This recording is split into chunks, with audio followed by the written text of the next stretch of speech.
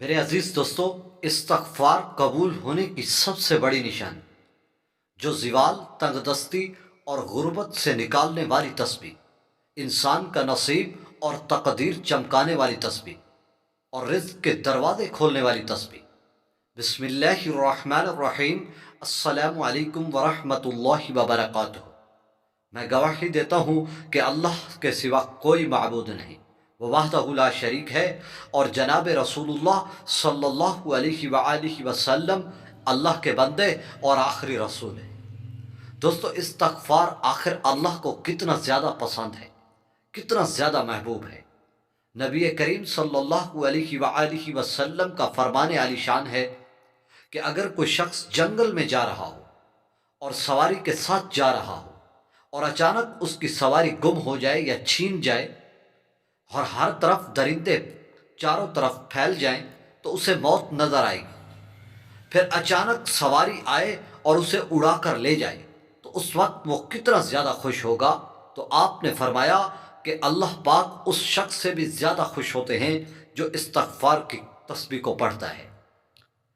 تو دوستو، استغفار اللہ کی بے حد پسندیدہ اور ایسی لاڈلی تسبیح ہے کہ بہت سے واقعات بھرے پڑے ہیں کہ استغفار سے کیسے اس تسبیح نے لوگوں کو زوال سے نکالا، غربت سے نکالا اور وہ امیر بن گئے۔ کیسے اس تسبیح سے انسانوں کا نصیب اور مقدر چمک جاتا ہے، کیسے ان کے لیے رزق کے دروازے کھل جاتے ہیں۔ آپ صلی اللہ علیہ وآلہ وسلم نے فرمایا کہ استغفار جو بھی پڑھتا ہے اسے کبھی تنگی دیکھنا نصیب نہیں ہوتی، وہ ہمیشہ خوشحالی میں گزارے گا، ہمیشہ خوشحال رہے گا، اور اللہ پاک اس کو ایسی جگہ سے رزق عطا فرمائیں گے جہاں سے اس کا گمان تک نہیں ہوگا۔ تو دوستو، آخر یہ سارے نصیب اور یہ تنگ دستیاں کیسے ختم ہوں گی؟ اس کے لیے شرط یہ ہے کہ ہماری تسبیح استغفار پڑھنا بھی اللہ کے سامنے قبول ہو۔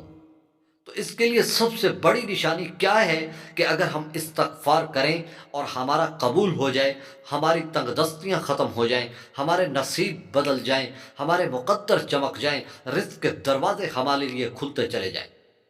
تو دوستو، استغفار اگر اللہ کے ہاں قبول ہے تو آپ بڑے ہی شانوں والے اور بڑے ہی آپ کو سلام پیش کرتا ہوں۔ اگر آپ اس طریقے سے استغفار کریں گے تو یقیناً آپ کا استغفار قبول ہوگا، اور اس کی سب سے بڑی نشانی ہر انسان پہچان لے گا۔ میں آپ کو طریقہ بتا رہا ہوں۔ اور استغفار اللہ کی بڑی لاڈلی اور اتنی پسندیدہ تسبیح ہے، یہ اللہ کو راضی کرنے والی تسبیح ہے، شیطان کو تکلیف دینے والی تسبیح ہے، اللہ کو قریب کرنے والی تسبیح ہے، اللہ سے ہر بات منوا لینے والی تسبیح ہے۔ اور اس کے قبول ہونے کی سب سے بڑی نشانی، اگر کوئی شخص استغفار کر رہا ہے اور کثرت سے پڑھتا چلا جا رہا ہے اور پھر بھی اس کو پریشانی رہتی ہے، تنگ دستی رہتی ہے، اور تنگ دستی اس سے نکل نہیں رہی، رزق کے لیے پریشان ہے، تو سمجھ لو یہ سب سے بڑی نشانی یہ ہے کہ اس کا استغفار اللہ کے ہاں قبول نہیں ہے، یا پھر اس کوئی ایسا گناہ کر رکھا ہے جس کی وجہ سے اس کی نحوست سے اس کی برکت نہیں آ رہی۔